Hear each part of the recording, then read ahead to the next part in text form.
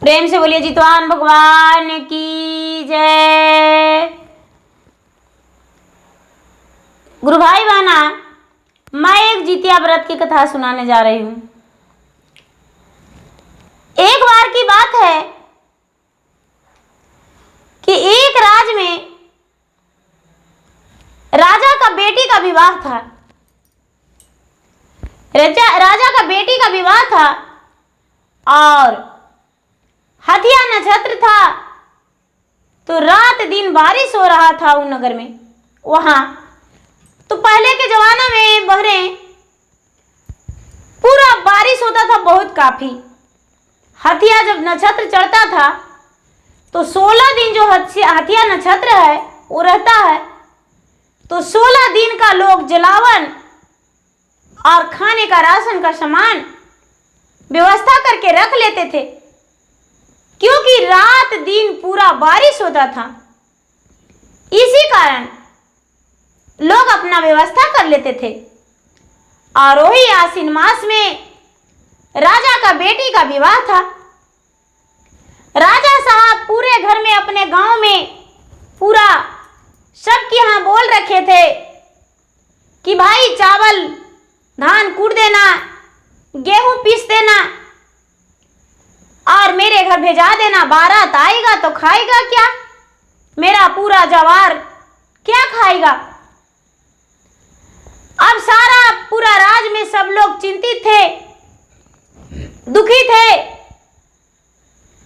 कि हथिया नक्षत्र चल रहा है, रात दिन बारिश हो रहा है और कैसे करके पीसेंगे कूटेंगे, क्या कर सकते हैं? ये तो बड़ा असंभव है। सब बड़ा चिंतित थे। वहां एक ब्राह्मण थे। ब्राह्मण बड़े सती थे, बड़े पुजारी थे। उनका एक कन्या थी। कन्या का नाम सती था। सती की माता बड़े चिंतित थी। ब्राह्मणी सोच रही थी, यदि राजा के घर सही समय से नहीं पहुंचेगा अनाज, राजा का इज्जत चला जाएगा, पूरा नगर के लोग के मार काट देगा राजा। भगवान, धूप तो उग नहीं रहा, मैं गेहूं कैसे सुखाऊं, कैसे पीसूं? बहना, अब सारा लोग अपने माता को चिंतित देख सती सूर्य देव से कहती है कि हे सूर्य देव, मैंने जिस दिन से जन्म लिया हूं, अपना होश संभाला हूं, मैं आपका पति स्वीकारा हूं और मेरे हृदय में आप ही हैं। और यदि आप मुझे पति स्वीकारते, पत्नी स्वीकारते होगे तो धूप उग जाएगा और बारिश नहीं होगा, जब तक कि राजा के घर कूट पीस कर लोग पहुंचा नहीं दे। गुरु भाई बहना, भगवान उसका पुकार को सुन लिए सूर्य देव और सुबह सुंदर धूप उगा। सारा गांव के लोग गेहूं सुखा लिए और पीसने का तैयारी कर दिए। पीस कूट के राजा के घर पहुंचा दिए। और सूर्य देव जो थे, सूर्य देव अपना ध्यान लगा लिए कि सती का पास तो मुझे जाना है, सती ने तो मुझे पति स्वीकारी है, तो सती के पास कैसे नहीं जाएंगे? अब ये भी बेचारी जान रही थी कि सूर्य देव मेरे पास तो अवश्य आएंगे। पूरा घर सजा दी, पूरा घर सजा दी। उस दिन नहाई खाई जो कहते हैं, सप्तमी का दिन था, जो आज हम लोग नहाई खाई करते हैं। सप्तमी का दिन था, आश्विन मास कृष्ण पक्ष सप्तमी के दिन। तो पूरा घर साफ सफाई करके सजा दी, फूलों का बिछावन लगा दी और बिछावन लगा के पूरा अपना आंगन, ओसरा, द्वारी सगरों फूलों सजा दी और गौ गौशाला में छुप गई। सूर्य देव आए और सती सती सती सती कहते कहते पुकारते पुकारते उनका चारों तरफ महल में घूर गए, लेकिन बहना सती कहीं दिखाई नहीं दी। सती तो बेचारी गौशाले में छुपी हुई थी कि मैं बेब्याह कन्या हूं ब्राह्मण की और मुझ पे उंगलियां उठ जाएगा। मेरा दर्द कौन समझ सकता है, मेरा सच कौन जानेगा। इसीलिए हम सूर्यदेव के सामने नहीं जाएंगे। सूर्यदेव पूरा गुस्सा में अंगार थे और बाहर निकल के और उनका कामदेव रहा नहीं गया। ब्राह्मण के दरवाजा पे पेशाब कर दिए और पेशाब करके वो चले गए। जहां पर पेशाब किया वहां पर सुंदर सुंदर गिनहारी का साग जन्म ले लिया, हरा भरा पूरा सुंदर। और सवेरे सती जो थी सती निकली तो दरवाजे पे गिनहारी का साग देखकर प्रसन्न हो गई कि अरे बड़ा सुंदर गिनहारी का साग है। और क्या की कि वही 8वीं के दिन ये बनाई और बना के और खा ली वही गिनहारी का साग से सती का गर्भवती रह गया। सती का गर्भवती रह गया तो बेचारी बेब्याहे थी, कुंवारी थी, लेकिन फिर भी छिपा तो नहीं सकती थी। उनके माता पिता जान गए कि ये गर्भवती है तो सती से कहने लगे कि तुम्हारा पेट में किसका अंश है बताओ। माता पिता से बोली, पिताजी ये बच्चा किसका मुझे पता नहीं, लेकिन बच्चा जब जन्म लेगा तो पता चल जाएगा। मैं सती सचमुच में सती हूं, आज भी सती वही सती हूं। मैं किसी पर पुरुष का नजर उठाकर नहीं देखा हूं और आज भी नहीं देखेंगे। पिताजी आप मुझ पे कोई ऐसा शंक ना कीजिए। गांव वालों ने उंगली उठाने लगे। ब्राह्मण बोले, मेरा बेटी गलत नहीं है, कोई गलत नहीं की है, मेरा बेटी तो घर से बाहर नहीं निकलती है।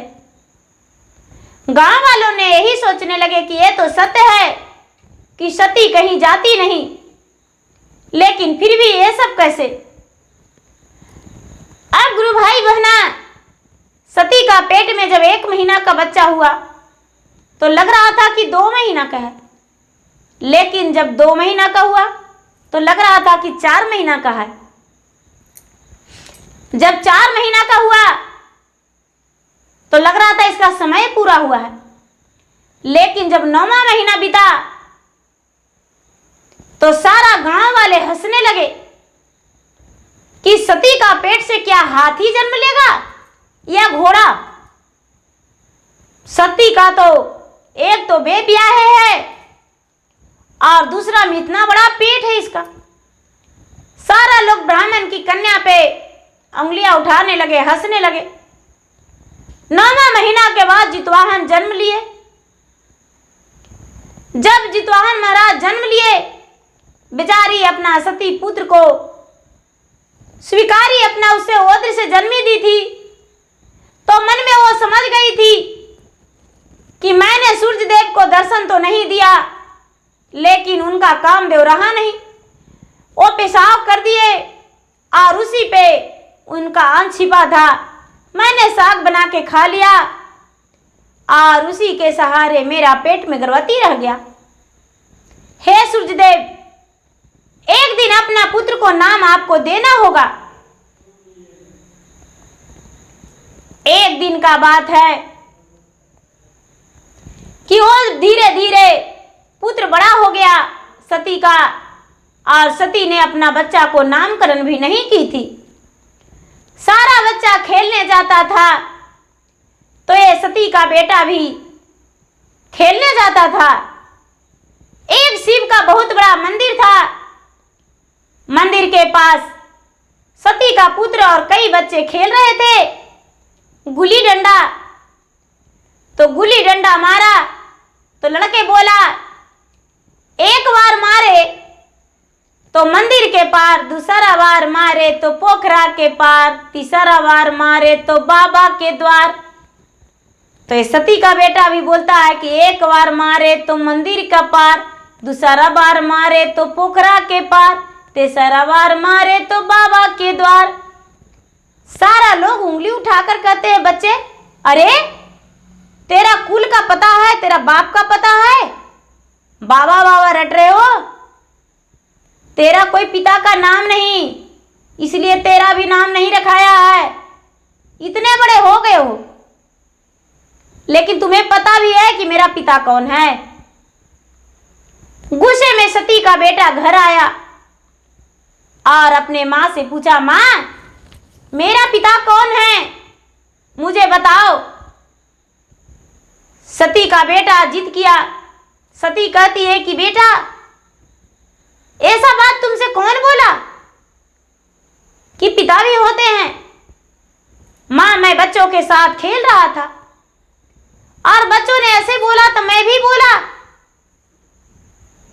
तो बच्चों ने मुझे ताना दिया, मुझे पिता बताओ कौन है, यदि तू नहीं बताएगी तो मैं अपना प्राण त्याग देंगे। सती का कलेजा कांप उठा, आंख से आंसूधार बहने लगा कि मैं इसी पुत्र के कारण पूरा संसार से बदनाम हो गया हूं। आज मेरा पुत्र मरने को लिए कह रहा है, हे पतिदेव जी आप थोड़ा सा भी रहम कीजिए, अपना पुत्र का नाम दे दीजिए। और इतना सोच अपने पुत्र को बोली, बेटा तू प्राण देने का बात करता है, अरे तू तो इतना छोटा है और इतना छोटी सी बात के लिए। बेटा गांव का पश्चिम में एक बहुत बड़ा विषैला पीपल का वृक्ष है। जब 12 अभी कितना टाइम हुआ है? बेटा बोला मां 6 बजा है। और बेटा इसमें 6 और जोड़ देंगे तो कई बजेगा? तो 12। तो बेटा 12 बजे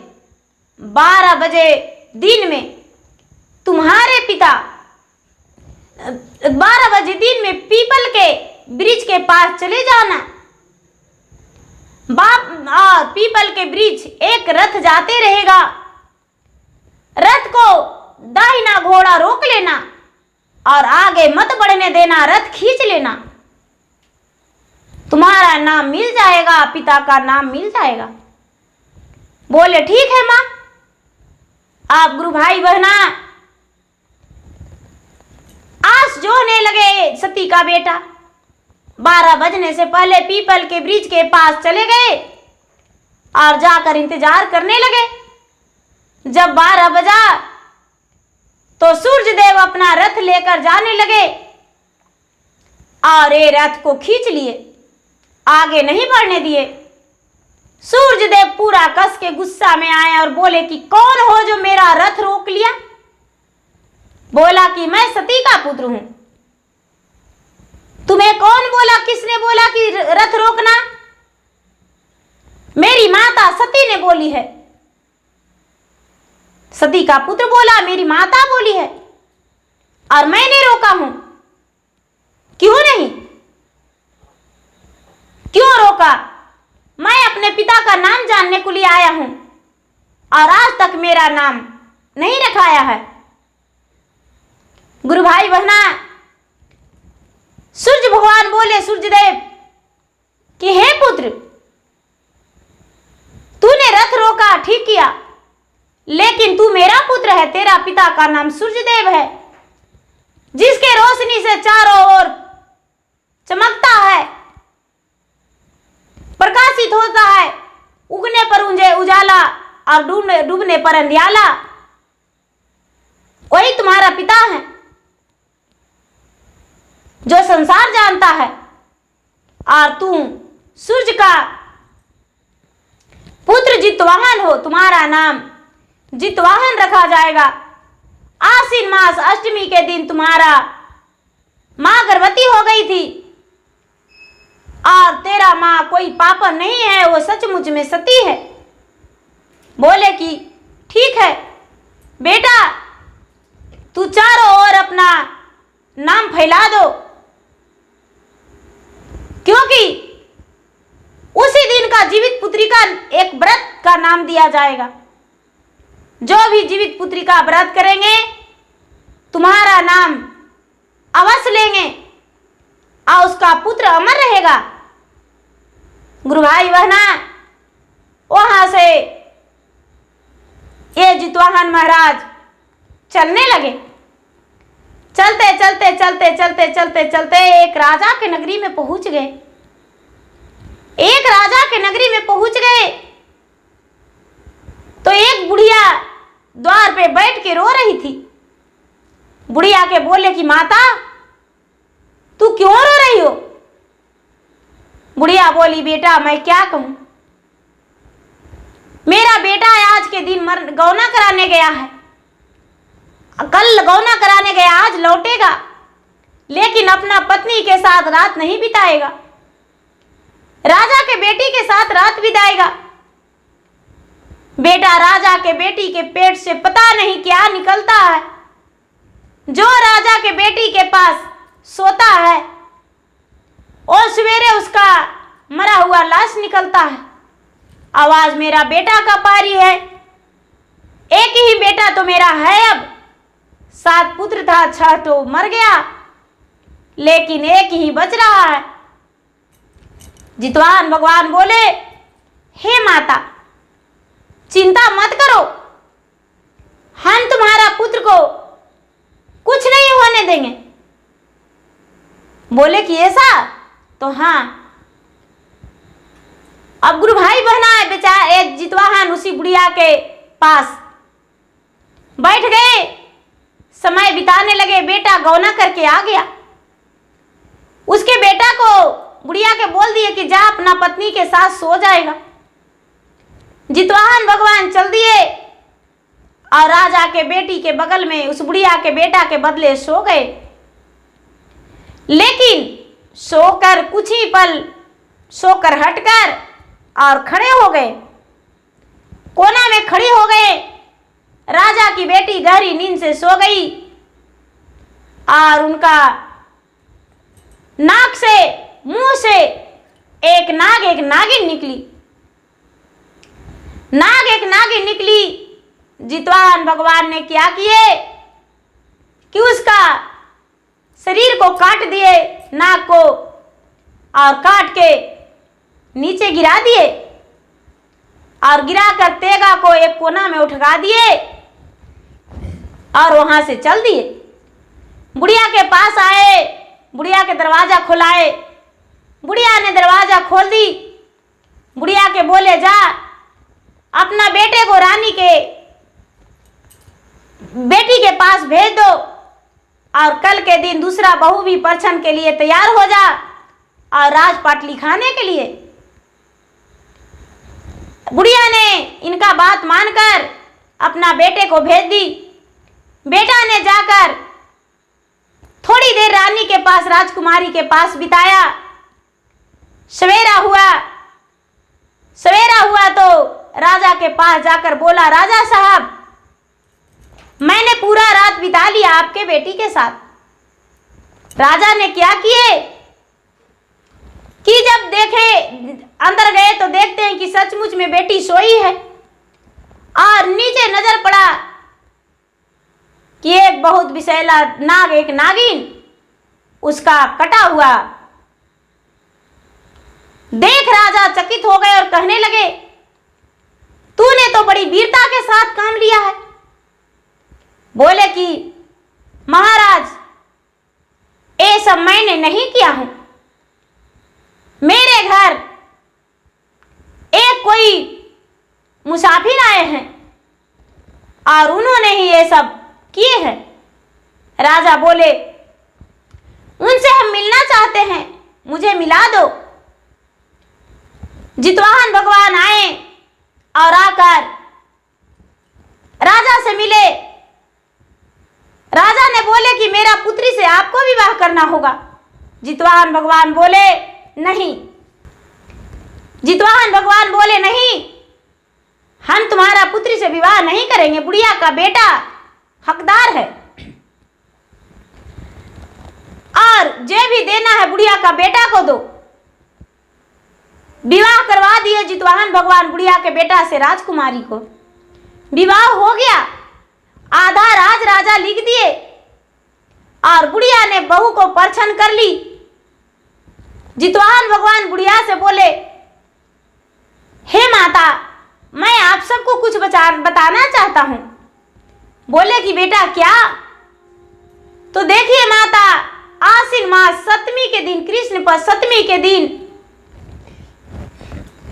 नहाई खाई करिएगा और अष्टमी के दिन पूरा दिन निराहार निराजल रात दिन रहिएगा अपने पुत्र के लंबे आयु के लिए, और नवमी के दिन पारण कीजिएगा, आपका पुत्र का लंबा आयु हो जाएगा। आप सब व्रत रखिए। बुढ़िया ने ये सबको राजा के राज में पूरा बताई। जितवाहन वहां से चल दिए। जितवाहन वहां से चल दिए। जब आगे बढ़े तो एक राज में गए। वहां के लोग बहुत सारे इधर उधर बैठे थे छिप छिप के। जितवाहन बोले, भाई क्या बात है, आप लोग बड़े छिप छिपाए के बैठे हैं? वहां के लोग कहने लगे, क्या कहूं, मेरा गांव में एक हाथी पागला बन के आया है और सबको प्राण दंडित दे रहा है, सबको मार रहा है। कब किसका मार देगा कोई पता नहीं। बोले कि ऐसा? तो हाँ ठीक है, चलो देखते हैं। सारा लोग इसे मना करने लगे कि मत जाइए। बोले नहीं, हम देखते हैं उसे। और मना करने के बाद भी गांव में जितवाहन हेल गए। हेलकर और हाथी के पास जाने का कोशिश किए। जितवाहन सुमरन करके अपने पिता को कहने लगे कि हे पिताजी, मैं आपका पुत्र जितवाहन मुसीबतों में फंसा हूं, लोगों का रक्षा करना है, किस हाल से करूं मुझे समझ में नहीं आ रहा है। सूर्यदेव एक लड्डू गिराए। ओ एक लड्डू क्या किए जितवाहन, उसके आगे हाथी का आगे फेंक दिया। हाथी उठा के लड्डू खा गया। दूसरा लड्डू फेंक दिए, दूसरा लड्डू भी खा गया। हाथी मूर्छित हो गया। तीसरा लड्डू दिए, तीसरा भी खा गया। हाथी गिर गया। चौथा लड्डू खा लिए, हाथी बिल्कुल आधा मरू हो गया। पांचवा लड्डू में प्राण टूट गया। पूरा गांव जय जयकार करने लगे और कहने लगे, छोटी सी बालक इतने बड़े हाथी को मार डाले। आपका कहां घर है, आप कहां रहते हैं, किसका पुत्र हैं, हमें बताइए। सारा गांव वालों के जितवाहन बोले कि मैं सती और सूर्य का पुत्र हूं, जितवाहन मेरा नाम है और मैं पूरा गांव में, पूरा नगर में, पूरा राज्य में, पूरा देश में प्रचार कर रहा हूं कि जित्या व्रत करो अपने पुत्र के लंबे आयु के लिए। आज कितनी मां का मैं गोद उजड़ने से बचा दिया हूं, आज कितने सुहागने का सिंदूर में बचा दिया हूं, कितने बहने का भाई जीवित रह गया है, वो सब याद करना और जित्या व्रत करना अपने पुत्र के लंबे आयु के लिए। वहां के उस राज के लोग, सारा लोग स्वीकार लिए। जितवाहन भगवान बताए कि सप्तमी के दिन, आश्विन मास कृष्ण पक्ष सप्तमी के दिन नहाई खाए और अष्टमी के दिन उपास और नवमी के दिन पारण करना, नियम धर्म से बिल्कुल निराहार निराजल रहना। जितना खैर रहोगे उतना पुत्र जीवित रहेगा ज्यादा। गुरु भाई बहना, वहां से जितवाहन चल दिए। जितवाहन महाराज वहां से चल दिए। चलते चलते चलते चलते एक राज में पहुंचे। एक राज में पहुंचे, वहां एक बुढ़िया थी। बुढ़िया बेचारी बैठ के पूरा अपने दरवाजा पे चिल्ला चिल्ला के रो रही थी, चिल्ला चिल्ला के रो रही थी। तो ये जितवाहन पहुंचे और कहने लगे कि हे माता, आप इतना क्यों रो रहे हैं, आखिर क्या कारण है? बुढ़िया बोली, क्या कहूं बेटा, तू बहुत छोटा हो, मेरा दुख का नहीं समझ सकता। बोले, माता क्या बात है, आप एक बार बता कर तो देखिए। बोले कि मैं क्या कहूं, कहने में भी तो दुख ही लगता है, दर्द होता है। मैं दुखी हूं, आज मेरा बेटा का प्राण हरने वाला है, आज बेटा मर जाएगा मेरा। बोले कि माता कैसे? एक गरूर आता है और गरूर आकर एक बालक को प्रतिदिन खा जाता है। यदि स्थान पे बालक को नहीं पहुंचाता है तो उसका पूरा घर का परिवार का गरूर मार डालता है। बोले, बस इतनी सी बात? तो हाँ। बोले कि गरूर कहाँ खाता है? बताए वो बूढ़ी माता की पहाड़ी के किनारे। बोले, हे माता, अपना पुत्र को आप अपने पास रखिए और अपना पुत्र को मत भेजाइएगा, आपका पुत्र जीवित रह जाएगा, मैं अपना शरीर को उसे भोजन दे दूंगा। और जितवाहन भगवान जहां पे गरूर राज पक्षी खाते थे भोजन, एक बच्चा को उसी जगह पे जाकर और अपना शरीर निछावर कर दिए। उधर से पक्षी राज गरूर आए और खाने लगे। जब बाया हाथ खाएं पक्षी राज तो दाहिना हाथ भी जितवाहन दे दिए। जब दाहिना हाथ भी दे दिए तो कहने लगे कि आप कौन हैं और आपको क्या दर्द नहीं होता है? मुझे चीखने चिल्लाने वालों को खाने में अच्छा लगता है। आप देवता हैं, देवी हैं, मनुष्य हैं, कौन है? जितवाहन कहने लगे कि हे पक्षीराज, आप अपना जी भर के भोजन करें, मैं अपना शरीर दे दिया हूं। दर्द से पीड़ित थे जितवाहन, वो खाने को लिए छोड़कर कहने लगे कि पहले अपना बताइए, उसके बाद ही आपको हम खाएंगे। जिनका खाते थे वो चिल्लाता था, लेकिन आप तो एक तरफ खाएं तो दूसरी तरफ जिमा कर दिए, हम ऐसे आपको नहीं खा सकते हैं। बोले कि क्या बताऊं, मेरा माता का नाम सती है और पिता का नाम सूर्य है और मेरा नाम जितवाहन है और मैं अपने घर से निकला हूं जितिया व्रत हर माता को करने को लिए कहने के लिए, और उसका बचाना मेरा धर्म है, इसीलिए मैं अपना शरीर को तुम्हारे पास भोजन के लिए लगा दिया हूं। गरूर राज बोले कि हे महाराज, आप कितना प्रतापी हैं, कितना पुण्य आत्मा है, जो अपना शरीर दूसरे को बदले खाने को लगा दिए हैं, और मैं एक पापी हूं जो कि दूसरे को अनाथ कर रहा हूं। हे महाराज, मैं नहीं खाऊंगा, आप वर मांगिए, आपको हम वर देंगे। जितवाहन भगवान बोले कि आप क्या वर देंगे पक्षीराज, आपके पास आखिर क्या है? बोले कि मेरे पास बहुत कुछ है, आप एक बार मांग कर तो देखिए। जितवाहन बाबा कई बार इस वचन को बुलवाए और पक्षीराज बोले, कहते हैं जितवाहन कि हे पक्षीराज,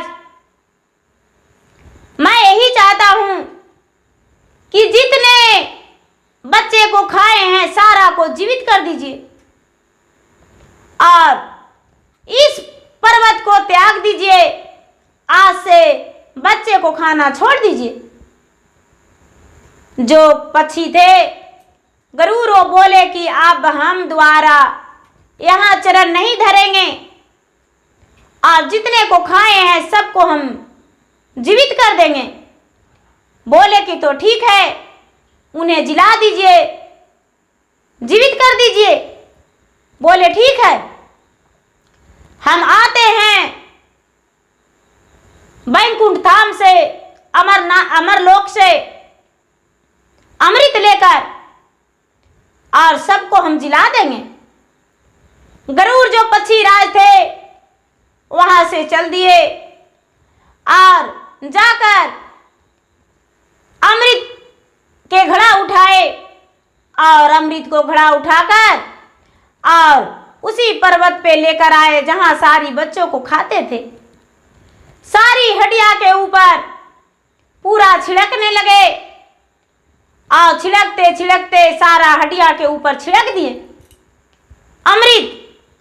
सारा बच्चा जी गया। सारा बच्चा उठ के खड़े हो गए और वहां के सुबह होते ही सारा बच्चा वहां दिखाई देने लगा।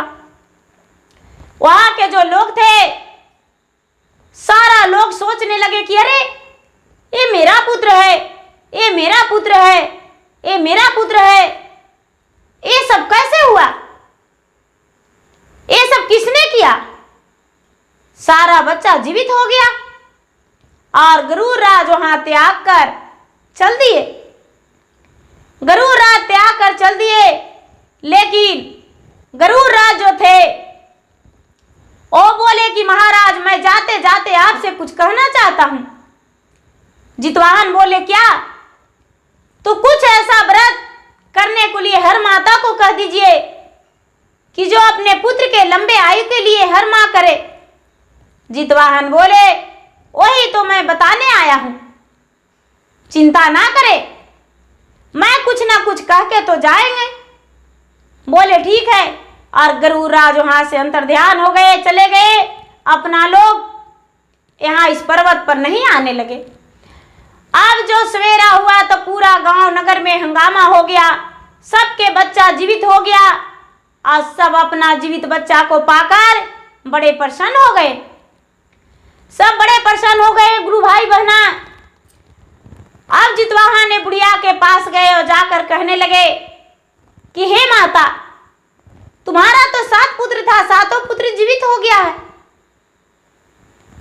और तुम्हारा पुत्र का जान बच गया, सारा लोक का जान बच गया। अब हम अपना नगर जाते हैं, लौट रहे हैं। बुढ़िया बात सुनकर बोली कि हे महाराज, आप कौन हैं मुझे बताइए और मेरे घर ही रहिए। जितवाहन बोले मैं सूर्य का पुत्र हूं और सती का पुत्र जितवाहन मेरा नाम है, लेकिन पूरा प्रजा के लोग को मेरे पास बुलाओ और मैं प्रजा को कुछ बताना चाहता हूं। बुढ़िया बोली महाराज बेझिझक। बुढ़िया राजा के घर गई और पूरे प्रजा के घर गई और सबको इकट्ठा करके बुलाकर लाई। सारा लोग आए, सबसे बुढ़िया बताई कि ये सूर्य का पुत्र और सती का पुत्र है जितवाहन। इन्होंने ही सबका पुत्र को जीवित किए हैं और इन्होंने हमसे कुछ कहना चाहते हैं। सारा लोग बोले कि आपका बात महाराज स्वीकार है, आप बेझिझक मुझे बता सकते हैं क्या कहना चाहते हैं। कहने लगे अपना नाम बताकर पूरा परिचय कि देखिए आप लोग 7वीं के दिन आश्विन मास कृष्ण पक्ष 7वीं के दिन नहाय खाए कीजिए और 8वीं के दिन पूरा दिन उपवास रहिए और 9वीं के दिन पारण कीजिए। जो नियम धर्म से ये व्रत कीजिएगा उनका पुत्र का लंबा आयु होगा, स्वास्थ्य का रक्षा होगा और उनका कोई भी आपत्ति विपत्ति कुछ नहीं करेगा। वो बिल्कुल स्वस्थ और सुरक्षित रहेंगे, उन्हें कोई दुख कोई कष्ट नहीं होगा। आप सभी माताएं जीवित पुत्री का व्रत कीजिए। गुरु भाई बहना, वहां के जितने लोग थे सारा लोग हाँ हाँ कहने लगे और जितिया व्रत करने को लिए तैयार हो गए और स्वीकार लिए। आज जीवित पुत्री का व्रत का पूरा प्रचार पूरा संसार में प्रचलित हो गया और सारी माताएं अपने पुत्र के रक्षा के लिए, पुत्र की दीर्घायु के लिए व्रत करने लगे और जीवित पुत्री का व्रत के नाम से ये व्रत का नाम जाना जाता है। और जीवित पुत्री का व्रत जो है कोई भी माँ अपने बच्चे के लिए ना करे तो गलत है, क्योंकि कोई भी रेन में या किसी जगह पे या किसी कारण से बच्चे का बाल बाल बच जाता है तो लोग कहते हैं कि आपका माँ खैर जितिया किया होगा, इसीलिए आपका कुछ नहीं हुआ और आपका जीवन दान मिल गया। और बच्चा जो है सचमुच में जीवन दान मिल जाता है। और जितिया व्रत जीवित पुत्री का व्रत जरूर करना चाहिए। गुरु भाई बहना, पूरा संसार में जितवाहन भगवान फैलाकर और अपना स्थान धर लिए। जितवाहन भगवान अपने माता के पास चले गए। माता उनको पूछे कि क्या पुत्री तुम्हें नाम मिला, बहुत दिन बाद तूने लौटा। सती के पास बहुत दिन बाद लौटे। सती के पास जब लौटे तो सती पूछे कि बेटा तुम्हें नाम मिल गया। बोले हाँ माँ, मेरा पिता जो है सूर्य हैं और मैं सती का और सूर्य का पुत्र हूँ और मेरा नाम जितवाहन है और मैंने कितने लोगों का बचाकर और पूरे संसार में फैलाकर इसके बारे में आ रहा हूँ। गुरु भाई बहना, वहाँ के नगरी का लोग जितने लोग ताना मारते थे सब आकर क्षमा मांगे सती से और प्रार्थना किए कि हे सती, अब हम तुम्हें कुछ भी नहीं कहेंगे, कभी गलत नहीं कहेंगे और हम भी जीवित पुत्री का व्रत करेंगे जो कि मेरा पुत्र का लंबा आयु हो और मेरा पुत्र स्वस्थ रहे, अच्छा रहे। सारा लोग सती से विनती करके हाथ जोड़े। तो गुरु भाई बहना, सती तो सती थी। गुरु भाई बहना, मेरा वीडियो अच्छा लगे तो इसे लाइक कीजिए, शेयर कीजिए, सब्सक्राइब कीजिए। और मैं इंस्टाग्राम पे भी हूँ, मैं फेसबुक पे भी हूँ। मेरा फेसबुक पे इंस्टाग्राम पे फॉलो कीजिए, लाइक कीजिए, शेयर कीजिए और यूट्यूब पे कमेंट बॉक्स में जय जितवाहन बाबा जरूर लिखिए। धन्यवाद। गुरु भाई बहना, मैं भगवान से कामना करती हूँ कि जीवित पुत्री का व्रत जो है आप सभी कीजिए और सबका पुत्र स्वस्थ रहे, सुरक्षित रहे और मस्त रहे। धन्यवाद।